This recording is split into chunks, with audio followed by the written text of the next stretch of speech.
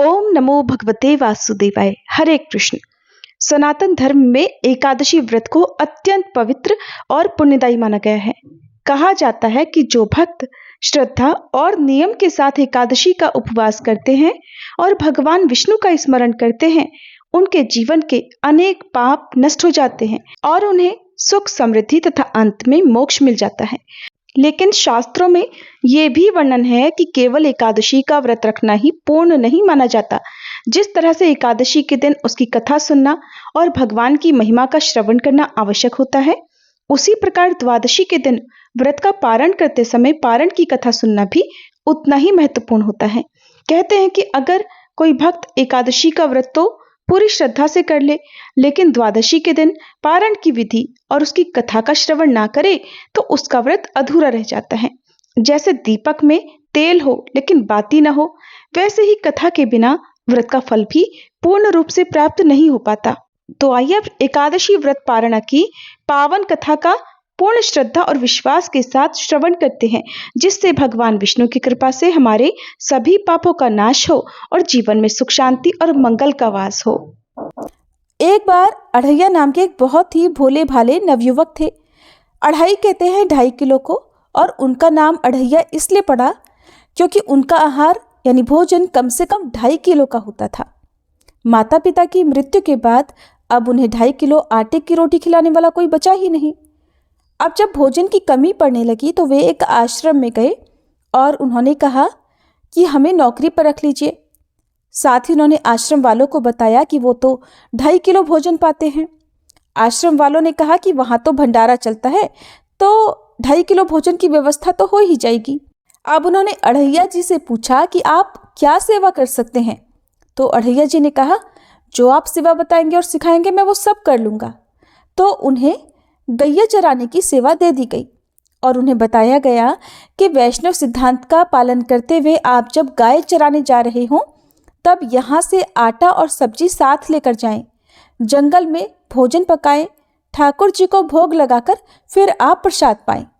अढ़ैया जी कहने लगे, लेकिन हमें तो भोग लगाना आता ही नहीं।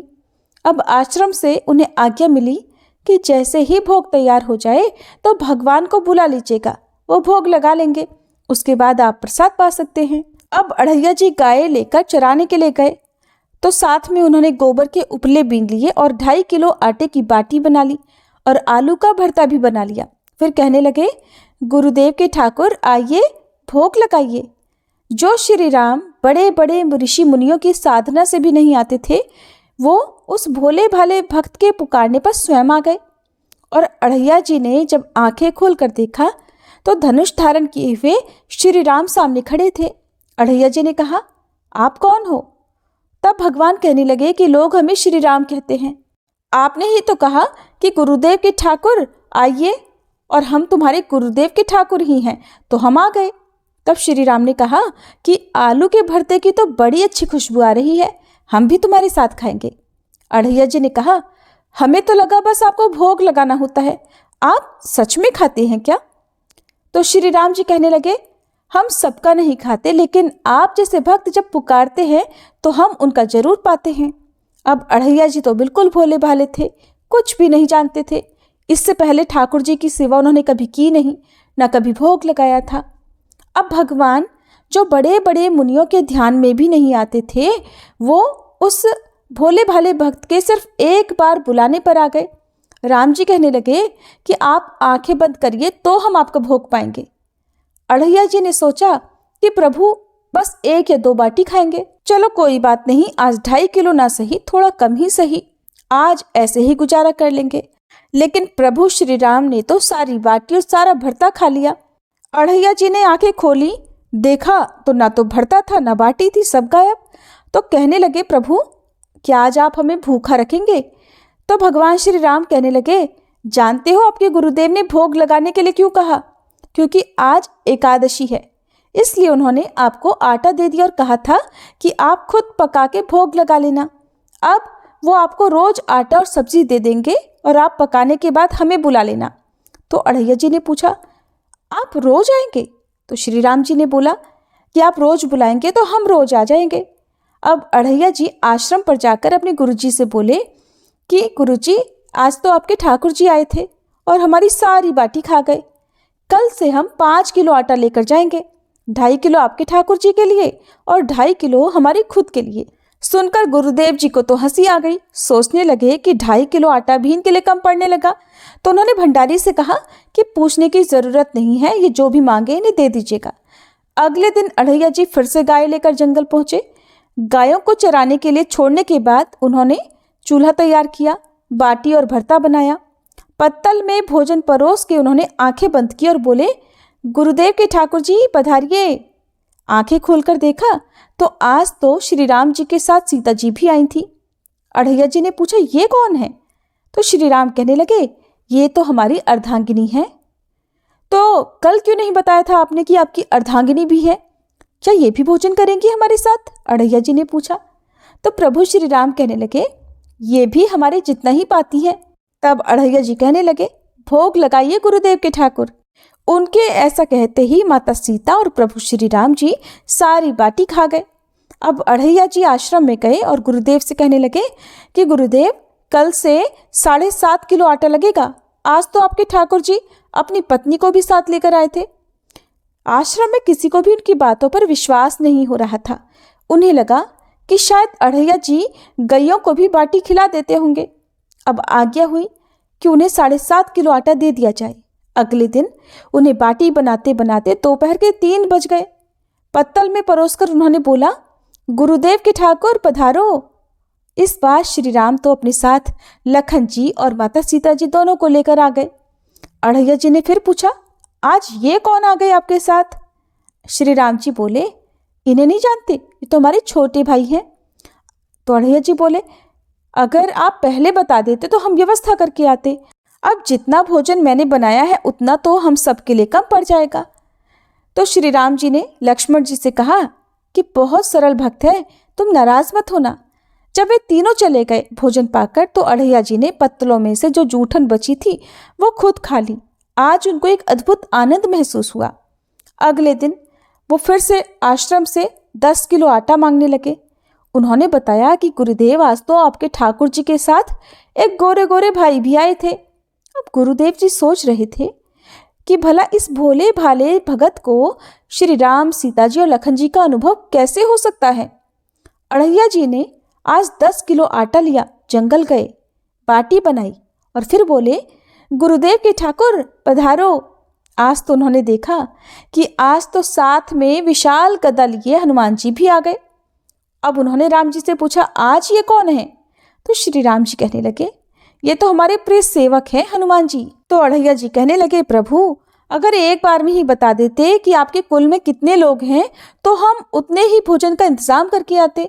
आप एक बार बता तो दीजिए कि कुल कितने लोग हैं, तो हम अपने गुरुजी से जाकर कह देंगे। ये सब बातें अढ़ैया जी श्री राम जी से कह रहे थे। तब श्री राम जी ने हनुमान जी से कहा, गुस्सा मत होना, ये बहुत ही निराला भक्त है हमारा। अब कोई बात नहीं, जितना भोजन था वो सभी को पवाना था। तो अढ़ैया जी ने सबसे कहा कि प्रसाद पाइए प्रभु। सब ने प्रसाद पाया और जो बच गया था वो सब हनुमान जी ने खत्म कर दिया। आज फिर वापस जाकर अढ़ैया जी ने गुरुदेव से कहा, गुरुदेव, कल से तो आप मुझे 5 किलो आटा और दे दीजिएगा। आज तो आपके प्रभु के साथ एक विशाल सेवक भी आए थे। अढ़ैया जी की बातें सुनकर गुरुदेव को आज बहुत रोमांच हुआ। उन्होंने सोचा कि क्या प्रभु सच में करुणा करके इस भगत को दर्शन दे रहे हैं। उन्होंने सोचा कि अगली बार ये वापस आए तो मैं इनकी परीक्षा लूंगा। इस बार वो 15 किलो आटा लेकर गए, बाटी बनाई और फिर बोले, गुरुदेव के ठाकुर पधारो। अब राम जी पधारे, साथ में आज 2 और लोग भी थे। तो उन्होंने श्री राम जी से पूछा, प्रभु अब ये कौन है? तो राम जी कहने लगे, ये तो हमारे 2 और भाई हैं, भरत और शत्रुघ्न। फिर से आज सबने प्रसाद पाया। अब अढ़ैया जी वापस आश्रम में आ गए तो गुरुदेव से कहा, गुरुदेव, कल से तो 20 किलो वाली आटे की बोरी ही दे दीजिएगा। अब आपके ठाकुर के साथ इतने और ठाकुर आते हैं कि वो तो सब कम पड़ जाता है, और आपके तो इतने ठाकुर हैं, फिर तो हम उनके लिए अब दिन भर भोग ही बनाएंगे। अब अगले दिन वो बहुत सारी व्यवस्था करके गए, आटे की बोरी भी लेकर गए, जंगल में ले जाकर गैयों को चरने के लिए छोड़ दिया और एक पेड़ के नीचे सारी सामग्री रख दी। लेकिन आज उन्होंने कुछ भी नहीं पकाया और आवाज लगाई, गुरुदेव के ठाकुर पधारिए। अब प्रभु श्री राम आए तो कहने लगे, आज तो कुछ भी खुशबू नहीं आ रही है, क्यों, कुछ बनाया नहीं क्या? तो अढ़ैया जी बोले, प्रभु आपके साथ तो आपकी पत्नी है, सेवक हैं, इतने दिन से आप हमारे हाथ का प्रसाद पा रहे हैं, आज हम आपके हाथ का पाना चाहते हैं। अब तो प्रभु ने सीता जी की तरफ देखा कि ये तो बहुत अलबेला भक्त है। सीता जी अनंत सामर्थ्यशाली है और सभी शक्तियों की स्वामिनी है। अढ़ैया जी ने प्रभु से कहा, प्रभु हमने ना लकड़ी और ना ही उपला इकट्ठा किए हैं, आपके ये जो सेवक हैं इनसे कहिए ये भी तो कुछ करें। तो श्री राम जी ने हनुमान जी से उपला और लकड़ियां इकट्ठा करने को कहा, लक्ष्मण जी को चूल्हा जलाने को कहा और मैया सीता जी भोजन पका रही थी। तब उन्होंने प्रभु से कहा कि आप भोजन बनाइए, तब तक हम गायों को इकट्ठा करके आते हैं। अब वो भागकर आश्रम में गए और गुरुदेव से बोले कि गुरुदेव, आज तो हमने आपके ठाकुर के पूरे परिवार को फंसा लिया है, आज तो सारे ठाकुर मिलकर रोटी और बाटी बना रहे हैं। गुरुदेव चलिए, जल्दी चलिए गुरुदेव, आपको शंका होती थी ना, आज आप उनके हाथ से बना भोजन ग्रहण कीजिए। अब गुरुदेव ने सोचा ये तो पागल आदमी है, राम जी जो बड़े बड़े योगियों के ध्यान में भी नहीं आते, वो भला कैसे एक गंवार आदमी जिसको कोई नाम तक जपना नहीं आता था, कोई ग्रंथ पढ़ना नहीं आता, उसके भला सामने कैसे आ सकते हैं। लेकिन उन्होंने सोचा कि भगवान की दयालुता पर तो संशय करना ही नहीं चाहिए, चलकर देख लेते हैं सच्चाई क्या है। गुरुदेव निरंतर भजन परायण थे तो प्रभु के दर्शन के अधिकारी तो थे ही। अब जब वे वहां पहुंचे तो वहां तो पूरा का पूरा राम दरबार उपस्थित था। अब उन्होंने प्रभु के चरणों में साष्टांग प्रणाम किया और कहने लगे, प्रभु ये आपकी लीला समझ में नहीं आई। तब भगवान ने कहा कि देखो, जो ज्ञानी भक्त हैं मैं अत्यंत तर्क के द्वारा भी उनकी पकड़ में नहीं आता, जो विद्वान हैं उनकी विद्वत्ता मुझे नहीं छू सकती, लेकिन जो दीन हैं, जो भोले हैं, उनके सामने मैं अपनी दिव्यता और महानता को भूल जाता हूँ। देखो, तुम्हारे इस भक्त की आज्ञा पर हमारा पूरा परिवार इनकी सेवा में लगा हुआ है। ऐसा कहकर प्रभु श्री राम गुरुदेव जी और उनके भक्त अढ़ैया जी को दर्शन देकर कृतार्थ कर अपने परिवार सहित वहीं अंतर्ध्यान हो गए। तो अढ़ैया जी में कोई नाम जप या कोई पूजा पाठ की दिनचर्या तो थी नहीं, लेकिन उन्होंने अपने गुरुदेव की हर आज्ञा का पालन किया। गुरुदेव जी ने उनको जैसी शिक्षा दी उसका पालन उन्होंने सही से किया, तभी तो उन्हें इतनी आसानी से प्रभु मिल गए। तो हमें गुरु की आज्ञा का पालन तो अवश्य करना चाहिए और हम सबके जीवन में कोई ना कोई गुरु तो अवश्य होने चाहिए। ये तो था भगवान के एक भक्त का प्रेरक प्रसंग। अब सुनिए एकादशी व्रत पारणा की मुख्य कथाएं। एक समय एक परिवार में ननद और भाभी साथ साथ रहा करती थी। ननद का विवाह अभी नहीं हुआ था। वह तुलसी जी के पौधे की बहुत सेवा करती थी, नियम से तुलसी को सींचती और दीपक जलाती थी। लेकिन उसकी भाभी को ये सारी बातें बिल्कुल भी पसंद नहीं थी। जब कभी उसकी भाभी को बहुत ज्यादा गुस्सा आता, तब वह अपनी ननद को ताना देते हुए कहती कि जब तुम्हारा विवाह होगा तो मैं इस तुलसी को ही बारातियों को खाने को दूंगी और तुम्हारे दहेज में भी तुलसी ही दूंगी। तुम जब देखो तुलसी की ही सेवा करती रहती हो। कुछ समय बीत जाने पर ननद का विवाह तय हो गया।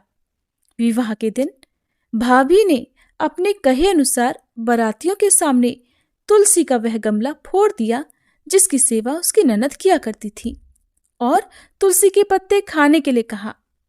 तुलसी जी की कृपा से वह फूटा हुआ गमला कई सारे स्वादिष्ट पकवानों में बदल गया। भाभी ने गहनों के नाम पर तुलसी की मंजरी से बने हुए गहने अपनी ननद को पहना दिए। देखते ही देखते तुलसी जी की मंजरी से बने वो गहने भी सुंदर सोने जवाहरात में बदल गए।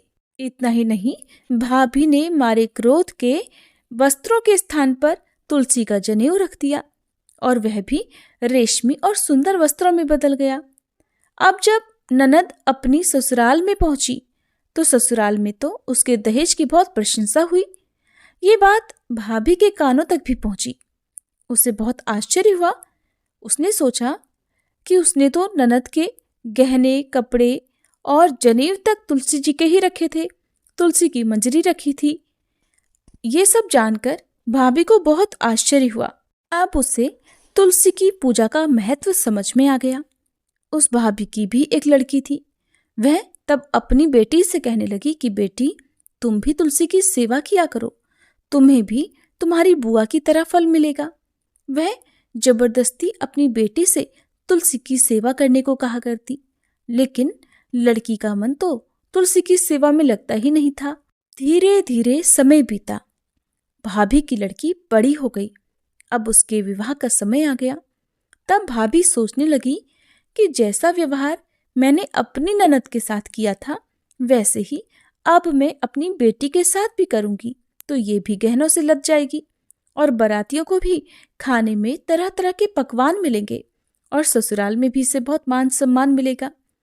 यही सोचकर भाभी बारातियों के सामने तुलसी का गमला फोड़ देती है, लेकिन इस बार गमले की मिट्टी मिट्टी ही रहती है। मंजरी और पत्ते भी अपने ही रूप में रहते हैं। जनेऊ ने भी अपना रूप नहीं बदला।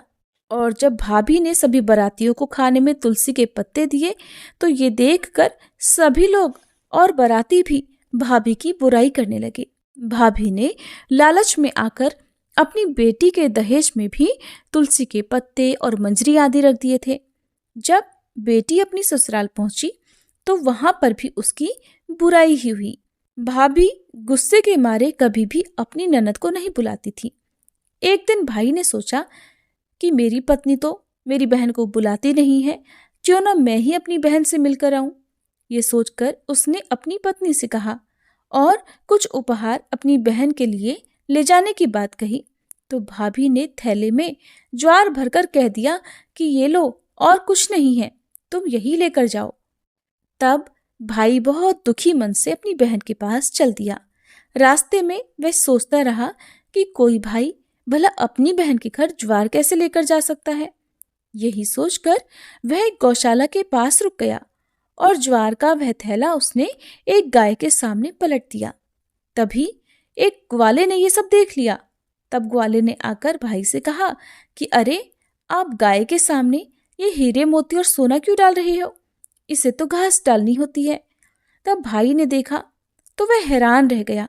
फिर भाई ने ग्वाले को सारी बात बताई और धन लेकर खुशी खुशी अपनी बहन के घर चल दिया। दोनों भाई बहन एक दूसरे को देखकर बहुत प्रसन्न हो गए। तब बहन ने तुलसी माता से सच्चे मन से प्रार्थना की कि उसकी भाभी को सद्बुद्धि प्राप्त हो जाए और तुलसी माता की कृपा से उनके घर में सुख समृद्धि और धन के भंडार भर जाएं। तब कुछ दिनों के बाद देखते ही देखते भाभी का मन बदल गया और वह अपनी ननद को बहुत मान सम्मान देने लगी और अब वह भी सच्चे मन से तुलसी जी की सेवा करने लगी। तुलसी माता की कृपा से उनके घर में सुख समृद्धि के भंडार भर गए। उनके घर में अब कलह क्लेश नहीं होता था और सभी सुख से रहने लगे। प्रेम से बोलिए तुलसी माता की जय। सत्यों के समय की बात है। महाराजा अम्बरीश थे और वे इतने बलवान थे कि बिना सोए एक पैर पर खड़े होकर बिना जल ग्रहण किए और बिना सांस लिए 1 वर्ष तक उपवास कर सकते थे।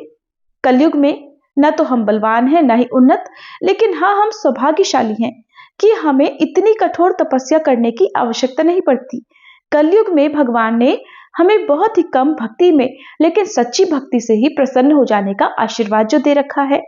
श्री चैतन्य महाप्रभु ने समझाया है कि एकादशी के दिन यदि भूख लगे तो फल, रस या दूध ले सकते हैं, लेकिन लगातार कुछ भी नहीं लेना चाहिए। भरपेट खाने या पीने की इच्छा से यदि एकादशी के दिन किसी भी चीज का सेवन किया जाता है, भले ही वो व्रत से संबंधित ही क्यों ना हो, तो उससे भी व्रत खंडित हो जाता है। यहाँ तक कि भरपूर नींद का भी त्याग करना चाहिए। नींद बस उतनी ही लेनी चाहिए जितने की आलस्य हमारा दूर हो सके और हमारे शरीर की थकान दूर हो सके। दिन रात जागते हुए हमें एकादशी का दिन श्री हरि का स्मरण, श्री कृष्ण का स्मरण और जप करते हुए बिताना चाहिए, जैसा कि अम्बरीश महाराज ने किया था। वे संपूर्ण विश्व के सम्राट थे, गृहस्थ भी थे और भौतिक मोहमाया में भली भांति लीन भी थे। मुनि दुर्वासा एक ब्राह्मण और सिद्ध योगी थे और वे अपने क्रोध के लिए जाने जाते थे। वे किसी को भी क्रोध आने पर मृत्यु तक का श्राप दे सकते थे और किसी मृत व्यक्ति को पुनर्जीवित भी कर सकते थे। वे एक ब्रह्म ऋषि और महान शक्तियों से परिपूर्ण ब्रह्मवादी थे। एक दिन उन्होंने सोचा कि मैं ब्राह्मण परिवार में जन्मा हूं और शिव जी के वंश का हूं, मैं तो शंकर जी का ही अवतार हूं, जो अत्रि और अनुसुईया के पुत्र हैं, जो परम विद्वान उत्तम भक्त वैष्णव हैं। मेरे माता पिता ने देवी सीता को अनेक उपदेश दिए थे, स्वयं लक्ष्मी जी को अनेक उपदेश दिए थे जब वे और श्री राम मेरे माता पिता की कुटिया में आए थे। और मैं तो इस संसार का सबसे महान और शक्तिशाली पुरुष हूं, पल भर में कुछ भी कर सकता हूं। इधर मथुरा के मधुवन स्थित अपने महल में अम्बरीश महाराज ने महाद्वादशी का पालन किया, जिसमें उन्होंने न तो जल ही पिया और न ही वे सोए। उन्होंने दिन रात जप, स्मरण, देवताओं की सेवा और प्रार्थना में, भक्ति में स्वयं को लीन रखा। अगले दिन श्री कृष्ण की पूजा के बाद जब वे अपना उपवास खोलने ही वाले थे कि तभी दुर्वासा मुनि उनके महल में आ पहुंचे। दुर्वासा मुनि एक देवता के समान बड़े सिद्ध और ब्रह्मवादी थे, लेकिन उन्होंने एकादशी का पालन नहीं किया था। कहा जाता है कि वे एकादशी व्रत नहीं रखते थे। अम्बरीश महाराज ने उनसे महाद्वादशी पारणा लेकर एकादशी व्रत खोलने का अनुरोध किया ताकि उसके बाद वे भी स्वयं प्रसाद ग्रहण कर सके। दुर्वासा मुनि ने उत्तर दिया, हाँ, लेकिन मैं पहले पास में ही स्थित यमुना जी में स्नान करूंगा और मुझे स्नान करने में ज्यादा अधिक समय नहीं लगेगा। उन्होंने स्नान करने में इतनी देर कर दी, जानबूझकर इतनी देर लगाई कि एकादशी का व्रत पारण मुहूर्त, शुभ मुहूर्त समाप्त होने में अब कुछ ही क्षण शेष रह गए थे। इधर अम्बरीश महाराज व्याकुल हो गए कि एक तो एकादशी पारण मुहूर्त बीता जा रहा है, दूसरे बिना दुर्वासा मुनि को प्रसाद दिए, बिना उन्हें भोजन कराए वे उनसे पहले भोजन कैसे ग्रहण कर लें। उन्होंने सोचा कि एक ब्राह्मण ऋषि, एक सिद्ध महायोगी मेरे द्वार पर आए हुए हैं और वे कोई साधारण व्यक्ति तो है नहीं। मुझे स्वयं महाप्रसाद ग्रहण करने से पहले उन्हें महाप्रसाद अर्पित करके उनका सम्मान करना चाहिए, नहीं तो मैं भारतीय संस्कृति की उपेक्षा करूंगा और संभवतः नरक में ही जाऊंगा। दूसरी ओर मुझे अपना एकादशी व्रत भी रखना चाहिए, जो सांसारिक कर्म नहीं है, ये दिव्य है। और अगर मैं उचित समय पर शुभ मुहूर्त में महाप्रसाद ग्रहण न करके इसका पालन न करूं तो मेरी भक्ति नष्ट हो सकती है, अब तक किए गए सारे पुण्य कर्म नष्ट हो सकते हैं। क्या करूं? क्या मुझे इन ब्राह्मण का सम्मान करना चाहिए या फिर अपनी भक्ति का? बहुत देर तक गहन विचार विमर्श करने के बाद उन्होंने भक्ति को ही सम्मान देने का निर्णय लिया। सोचने लगे कि मैं किसी भी प्रकार से भक्ति के विरुद्ध कोई कार्य नहीं कर सकता, चाहे मुझे कुछ भी भौतिक समृद्धि खोनी पड़े, चाहे इसके लिए मुझे नरक में ही क्यों न जाना पड़े। मैं एकादशी का अनादर किसी भी कीमत पर नहीं करूंगा और मैं चाहे कुछ भी हो जाए एकादशी व्रत का पारण निर्धारित मुहूर्त के भीतर ही करूंगा। और फिर इसके बाद उन्होंने भगवान श्री कृष्ण की पूजा में प्रयुक्त चरणामृत की एक बूंद पी ली। यदि कोई एकादशी का व्रत बिना किसी रस या बिना जल पिए रखे तो वह चरणामृत ग्रहण करके अपना उपवास खोल सकता है, लेकिन अगर जल, फल, रस, दूध या सब्जियां ग्रहण की हो एकादशी व्रत में तो उसे कुछ अनाज ग्रहण करके ही व्रत खोलना चाहिए। यानी कि निर्जल व्रत रखने वाले लोगों को एकादशी व्रत का पारण जल या चरणामृत ग्रहण करके ही खोलना चाहिए। बाकी अन्य व्यक्ति सात्विक भोजन करके एकादशी का उपवास खोल सकते हैं, नहीं तो उनकी एकादशी पूर्ण नहीं मानी जाती। अम्बरीश महाराज ने सोचा कि मैंने तो एकादशी व्रत के दौरान जल की एक बूंद तक ग्रहण नहीं की है, इसलिए मैं चरणामृत ग्रहण कर सकता हूं।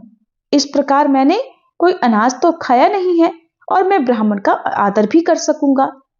चरणामृत की एक बूंद ग्रहण करने के बाद ही तुरंत दुर्वासा मुनि स्नान करके वापस लौट आए।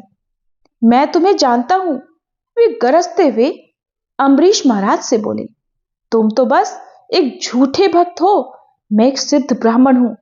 तुम मेरे वंश को जानते हो, तुम मेरी महान शक्तियों को जानते हो, फिर भी तुमने मेरा अपमान करने का साहस किया है। मैं तुम्हें तुरंत जलाकर भस्म कर दूंगा।